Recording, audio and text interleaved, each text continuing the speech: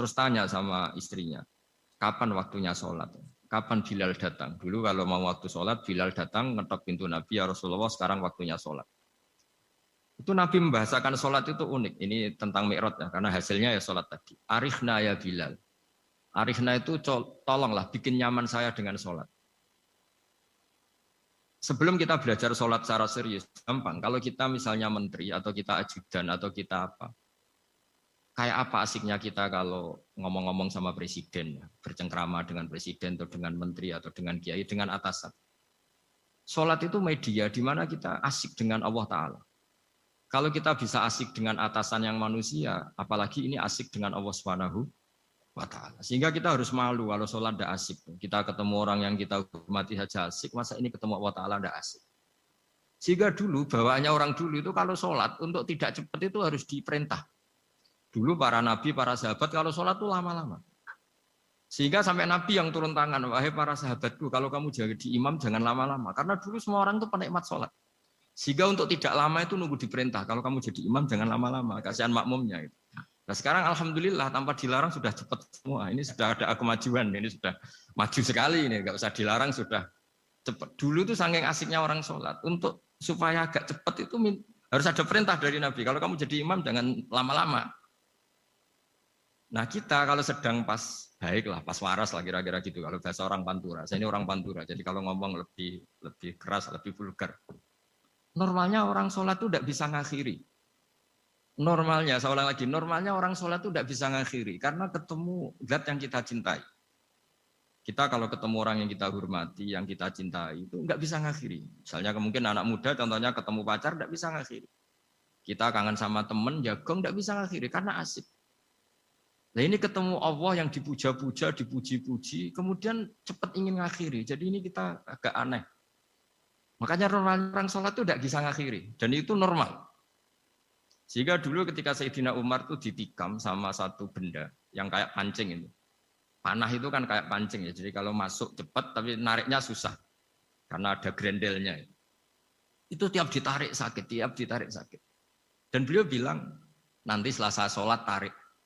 Beliau sholat, nyaman. Ditarik itu enggak gerak sama sekali. Karena dia sudah istighraq billah. Sudah nyaman dengan Allah sehingga ditarik itu enggak kerasa. Dulu di daerah sini masih keluarga kita lah, masih keluarga kita semua. Ada seorang wali jadi imam masjid. Itu di PHK sama takmirnya. Karena ketika sujud dia asik terus lama sekali.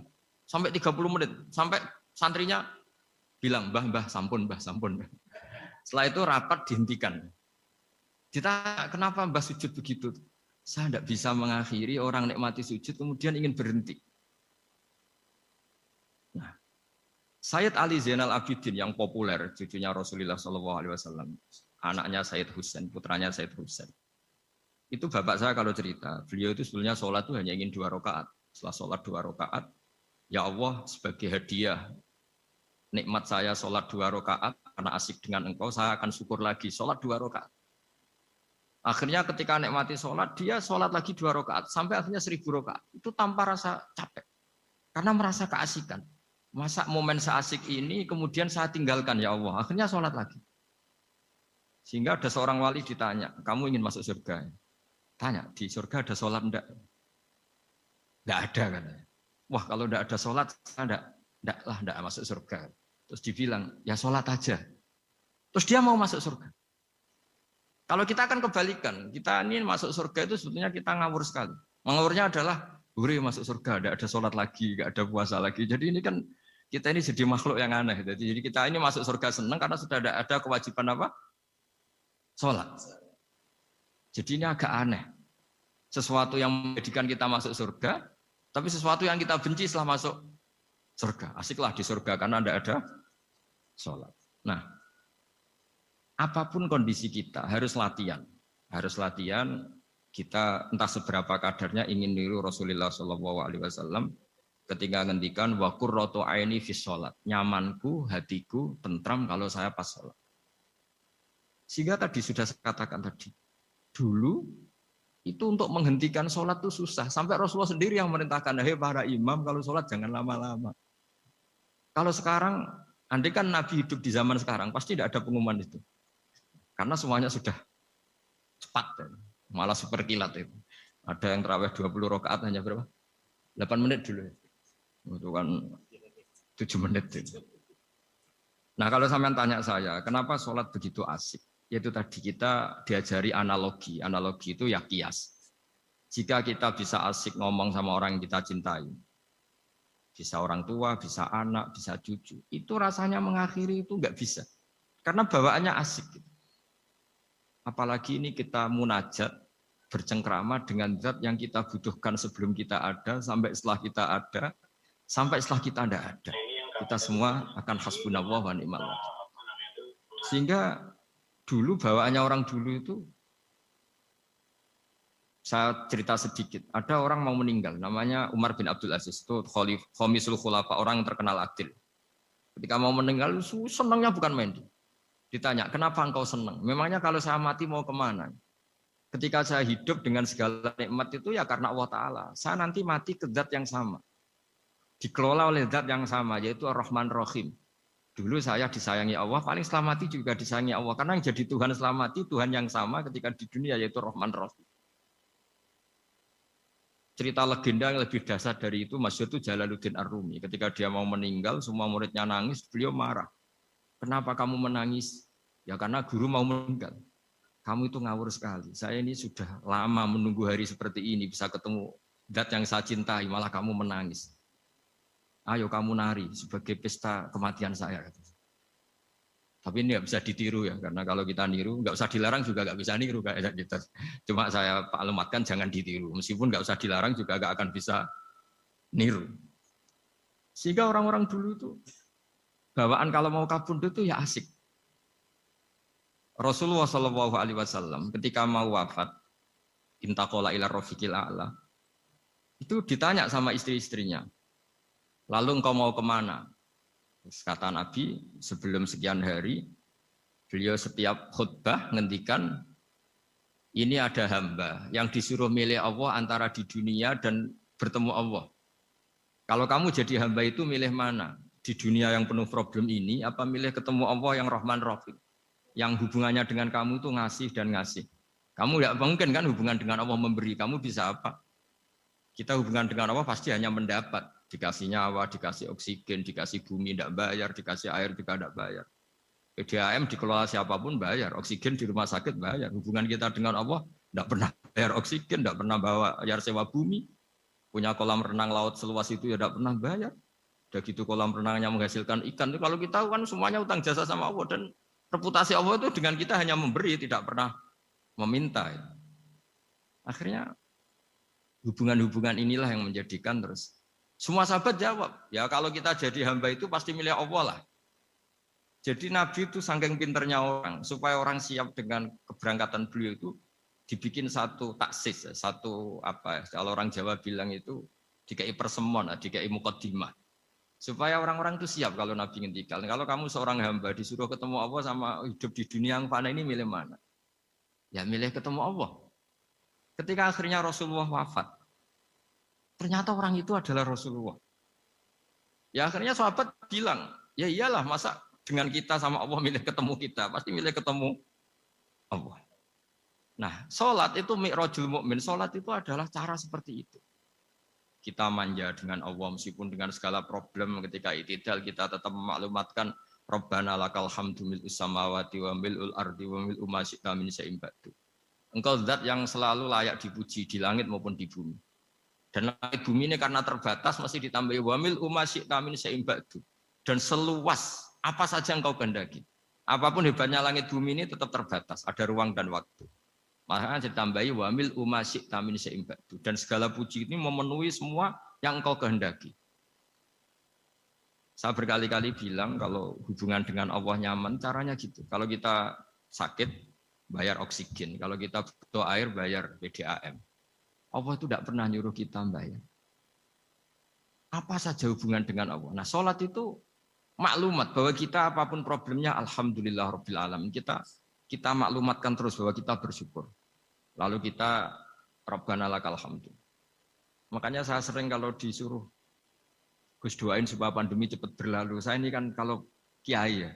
Kiai itu apa ya? Saya pernah di Jogja pas gempa. Ya orang-orang ya susah. Saya ini caranya susah saja sampai tidak tahu karena bukan karena sombong ya, karena ya mau apa gitu. Memang nggak bisa apa-apa kan kita manusia. Jadi saya mohon sholat ini jadi media yang luar biasa. Jadi di antara makalah Imam Syafi'i paling terkenal itu fasihan idama kana fi dzikri rabbih wa fi ma siwahu kana fin nasi ajama. Orang baik itu orang yang fasih. Fasih itu lantang dan cerdas dan vulgar dan nyaman ketika ngomong tentang Allah. Sholat itu semua hubungan kita ngomong dengan Allah. Misalnya kabira walhamdulillah kabira. Hanya engkau yang maha besar ya Allah. Orang yang katanya terkuat di dunia karena presiden superpower misalnya. Nyatanya waya mati ya mati. Kalau nggak makan lemes. Jadi orang kita sadar. Yang katanya orang terkuat, paling hebat. Kalau nggak makan lemes. Artinya ternyata hanya sekuat itu. Dia bisa instruksi seluruh dunia misalnya untuk apa. Ya. Tapi coba apa dia kuat nggak makan 2 hari. Makanya hikmah puasa itu orang tahu. Ternyata makhluk yang paling mulia itu manusia. Kalau nggak makan nasi 1 piring itu ya mati. Berarti hidup nasi sama manusia. Nanti kalau nasi bilang, saya tidak butuh kamu. Tapi kamu butuh saya. Itu habis kita. Makanya ketika ada orang yang mempertuhankan manusia, itu Allah cara menafikan itu hanya bilang, kana yakulani to'am. Yang kamu tuhankan itu makan. Hanya makan itu kalau dia tidak makan lemes. Jadi kiai itu atau manusia-manusia yang dekat Allah ala-fillah itu ketika mengatakan kabira walhamdulillah katsira subhanallah bukrata wa asila itu kelihatan. Makanya Quran kalau mencibir kita, falola in kuntum ghaira madinin tarji'unaha in kuntum shadiqin. Kalau kamu merasa dikjaya, mbok jangan mati, mbok jangan tua. Sudahlah hidup terus. Dikjaya kok mati gak keren. Orang top kok mati itu gak keren. Jadi cara gojlek itu ya sudah lah. Kalau kamu hebat jangan mati kata. Nah sholat tuh mengingatkan itu terus. Sampai kita bilang inna sholati wa nusuki wa mahyaya wa mamati lillahi rabbil alamin. Gusti saat ini saya ikrarkan hidupku, matiku semuanya terserah engkau. Nah lagi-lagi tadi. Ketika kita bilang cincin ini lebih kuat ketimbang kertas. Anda salah. Karena itu hanya secara materi. Kuat tidaknya terserah yang mengendalikan. Karena saya punya rencana menghancurkan cincin ini, besok mau saya lebur, sementara saya mau mengabadikan kertas ini. Nah disinilah terus kita diajari misalnya di surat Yasin yang populer, Allah itu siapa? Allah itu subhanalladzi biyadihi malakutu kulli syai'in yang mengendalikan semua sesuatu. Makanya sholat itu menjadi penting. Saya sendiri termasuk orang yang jarang imami ya, saya selalu jadi makmum. Jadi andekan Mas Zakaria di sini saya juga makmum. Cuma keren saya kayaknya meskipun saya makmum. Karena saya kalau makmum itu bisa ingat Allah terus. Kalau imam itu enggak jaga image. Karena malu kan. Misalnya di masjid kementerian terus sholatnya kok cepet nanti dikira enggak ustadz betulan itu. Kalau ulama ternyata banyak urusan jadi banyak berpikir gitu. Tapi alhamdulillah ini barokahnya ngaji terus apa ya? Ya hasilnya mi'raj itu ya sholat itu. Sholat ini spesial karena tadi saya bayangkan itu di surga gak ada sholat itu ya terus wopo itu gak asik. Itu kalau Imam Ghazali itu membarter kita itu begini. Kalau kamu bangga di kasrotin nisa pasangan kamu banyak itu ayat lebih kuat ketimbang Anda karena 1 hari 1 jam bisa berapa kali. Kalau Anda bangga bisa makan itu kerbau itu makannya lebih banyak. Nah, kalau Anda bangga atas pengaruh itu tawon itu, ratu tawon itu pengaruhnya lebih besar ketimbang Anda. Dia diam di rumah tapi anak buahnya loyalnya kayak gitu. Artinya kalau manusia bangga itu apa? Ya dengan sholat tadi. Ini karena satu ibadah yang enggak tertandingi oleh makhluk yang lain. Apalagi dalam sholat itu ada semua gerakan yang mewakili semua ibadahnya malaikat. Malaikat itu ada yang ibadahnya berdiri terus. Ada yang rukuk terus, ada yang sujud terus. Dan sholat itu mewakili semua itu. Juga mewakili sosial, karena setelah sholat kita bilang Assalamualaikum warahmatullahi wabarakatuh. Bahwa keselamatan ada di kanan dan kiri.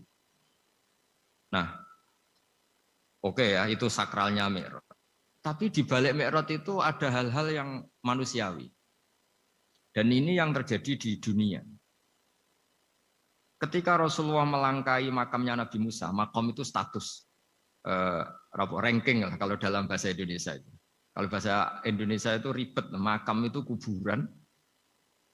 Makanya orang Indonesia sering tanya saya, Gus, makamnya Nabi Ibrahim kok batu? Makam yang dekat Ka'bah itu bukan makam dengan makna kuburan, itu tempat yang dipakai Nabi Ibrahim membangun apa?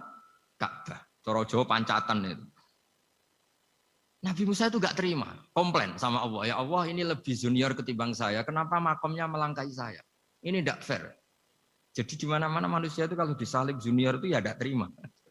Ya ada manusianya. Terus ditanya sama malaikat Jibril, kenapa kamu gak terima? Ini orang Israel, kadung ngira saya ini nabi paling top. Ini kalau sampai konangan saya kalah sama Muhammad tuh malu saya kata. Jadi artinya ya ada sisi manusia. Itu ada kitabnya. Terus ya tapi memang Nabi Muhammad lebih top ketimbang kamu. Memang dia nabi pilihan, Sayyidul Awalin wal Akhirin. Oke, kalau saya kalah dengan dia gak apa-apa. Tapi umatnya jangan ya. Maksudnya umatnya bangsa Israel harus lebih top ketimbang kita. Makanya orang Israel sampai sekarang begitu itu ya memang ada sanatnya, nggak mau kalah. Karena usulnya Nabi Musa memang nggak boleh kalah. Terus kata Allah, ya tidak bisa. Memang yang paling top tetap umatnya Muhammad, bukan umat kamu. Tetap kamu kalah. Sehingga setelah kalah dan menang itu kita terus tidak tahu. Misalnya begini ya, penemu komputer atau penemu mobil sama yang beli mobil itu hebat mana? Kalau bicara keilmuan ya hebat penemunya. Tapi kalau bicara kapitalistik, udah bikinkan mobil yang mewah gini-gini, nanti tanggal ini jadi ya. Hebat mana yang nyuruh sama yang disuruh? Kalau logikanya pakai gitu.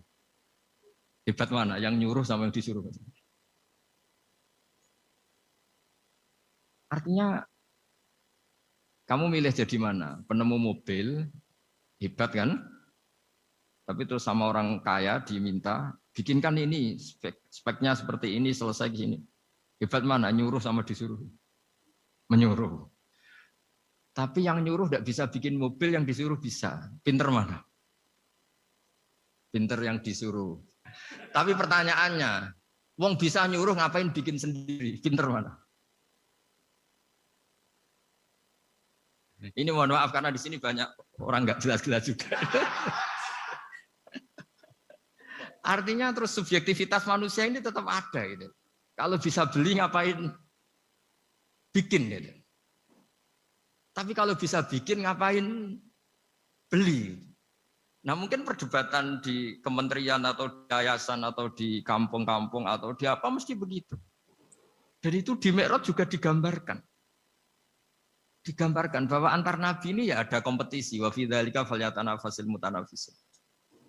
Tapi bedanya nabi dengan kita itu satu. Nabi itu kalau keliru dengan tanda petik, nabi itu kalau keliru itu jadi berkah. Itu bedanya kita. Kalau kita keliru kan keliru betul. Kalau nabi itu tidak kelirunya itu jadi berkah. Ini saya punya dua contoh kalau boleh dibahasakan ya, kekeliruan nabi atau dengan tanda kutip kekeliruan nabi. Tapi saya ulang lagi dengan tanda kutip. Nabi Musa itu ketika Nabi Muhammad ditanya, kenapa kamu dipanggil jauh-jauh? Disuruh sholat 50 rakaat. Nabi Ibrahim nggak komplain, karena beliau Nabi yang baik. Semua Nabi nggak komplain, kecuali Nabi Musa. Kata Nabi Musa, jangan Muhammad, kebanyakan itu.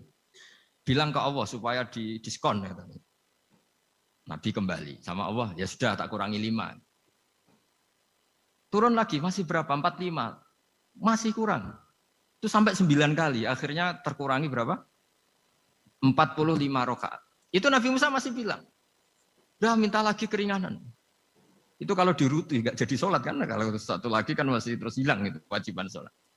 Nah, Nabi Musa sebetulnya itu bukan karena kasihan kita, bukan dia nggak empati dengan kita. Beliau nggak empati sama kita, tapi gara-gara Muhammad, umatku yang lebih kuat, lebih ganteng aja nggak mampu melakukan sholat 50 rakaat, apalagi umatmu. Dia memang orang Israel kan ganteng-ganteng, kuat-kuat, jadi dia pede.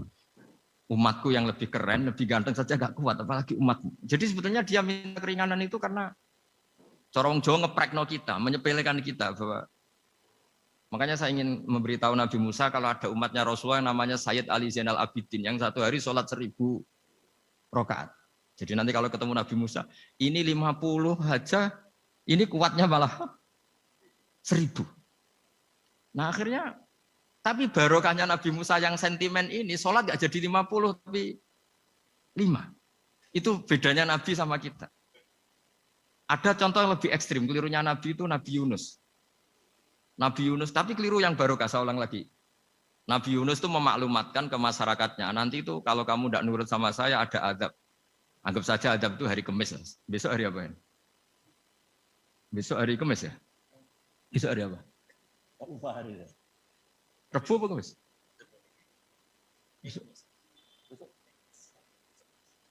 Lupa hari. Kata Nabi Yunus, 3 hari lagi akan ada azab.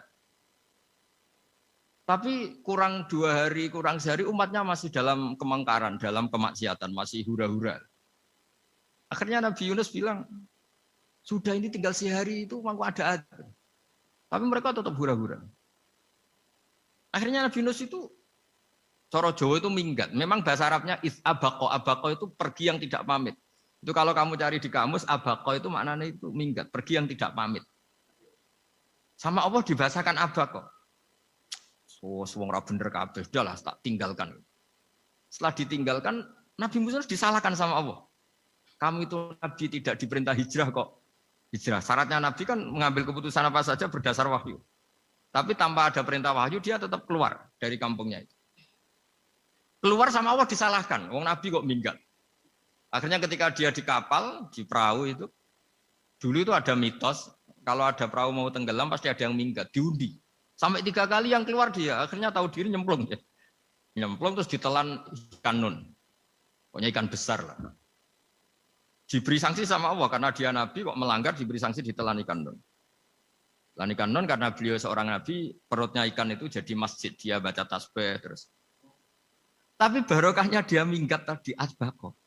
Akhirnya 1 hari itu mau ada azab besar itu orang-orang nginceng rumahnya dia. Diinceng. Kalau betul ada azab, pasti orang ini lari. Masa ada azab dia di sini? Diinceng ternyata nggak ada. Wah berarti benar ini ada azab. Buktinya dia nggak ada. Katanya. Jadi unik. Akhirnya dicinceng nggak ada terus dia, wah berarti ada azab betul. Hari itu masyarakatnya tobat semua karena ini ada azab betul. Buktinya Nabi Yunus sudah lari, berarti dia tidak ingin kena. Padahal dia lari itu karena mangkel punya umat yang nggak nurut tadi. Wah sudah. Setelah sekian hari dia cari-cari kabar. Umatku itu kena azab enggak? Ternyata berita yang masuk dulu tidak ada medsos, tidak ada WA. Dulu itu enggak ada itu. Dengar kabar kalau umatnya tuh enggak kena azab karena 1 hari sebelum ada azab tobat semua. Terus dia enggak berani pulang. Karena ada hukum sosial di sana, kalau ada orang bohong hukumnya dibunuh. Berarti terus beliau berpikir, saya tidak bohong, katanya ada azab kok. Masyarakat saya baik-baik saja. Waktunya setiap ketemu kaumnya dia lari karena takut dibunuh. Ternyata kaumnya sudah iman semua, mau ngejar dia dijadikan imam. Akhirnya, oh iya. Jadi itu bedanya Nabi sama ndak. Jadi Nabi itu kalau kelirunya itu barokah. Makanya kita tidak usah ikut keliru. Karena keliru kita ini pasti tidak barokah. Itu musibah. Jadi dulu ceritanya Anteng juga gitu. Yang namanya istri 2 itu kan cemburu. Pertama Nabi Ibrahim punya istri namanya Sarah. Terus lama-lama karena belum punya anak, terus sama Sarah sendiri yang nyuruh supaya nikahi Hajar. Setelah punya anak cemburu. Kata Sarah, pokoknya saya nggak terima kalau kamu nggak ngelukai Hajar. Mulai dulu lelaki itu sudah pinter ngotak-ngatik. Kalau dilukai pipinya nanti tidak cantik. Apa ya, yang penting lukai tapi tetap cantik. Terus ada Anting itu. Anting itu dulu ceritanya itu dilukai tapi tambah cantik. Nabi Ibrahim akhirnya melukai. Seneng Sarah karena sudah dilukai. Ternyata barokahnya dilukai itu jadi Anting yang mempercantik perempuan. Padahal melukai istri itu kan tidak boleh. Tapi ini Nabi, ada saja cara yang dipilihkan Allah untuk ya tadi keliru saja barokah. Itu bedanya Nabi sama kita. Makanya disebut mimbabi hasanatil abrar sayyatul muqarrabin. Jadi Nabi sama seperti Nabi Adam. Nabi Adam itu dilarang Allah nggak boleh makan khuldi. Akhirnya makan terus harus hidup di dunia terus jadi dunia seperti ini. Tapi itu menjadikan harapan seluruh dunia bahwa Allah itu maha baik. Ketika ada yang diberi sanksi tetap diminta tobat dan dianjurkan tobat. Dan Allah berjanji setiap yang tobat pasti diterima. Sehingga terus kita sampai sekarang nggak pernah putus asa karena sudah diberi contoh bahwa bapak kita yang pernah salah dijanjikan tobat dan Allah pasti menerima tobat. Jadi ini bedanya kita dengan Nabi. Jadi semoga lewat pengajian ini atau ngaji bareng ini kita tahu kalau kita ahli astronomi atau ahli meteorik mungkin takut kita kejatuhan meteor. Kalau ahli gempa mungkin takut lempengan kita gini terus gempa. Kalau ahli tsunami takutnya tsunami. Kalau ahli sosial takut chaos. Mungkin yang ahli perbankan takut ras. Jadi kalau nuruti takut ya takut lah. Tapi cobalah kita iman lagi. Tadi kata Bu Menteri sudahlah punya hasbunallah wa ni'mal wakil ya sudah Indonesia pasti akan baik-baik saja dan kita akan selalu berharap dengan kecerdasan dengan ikhtiar.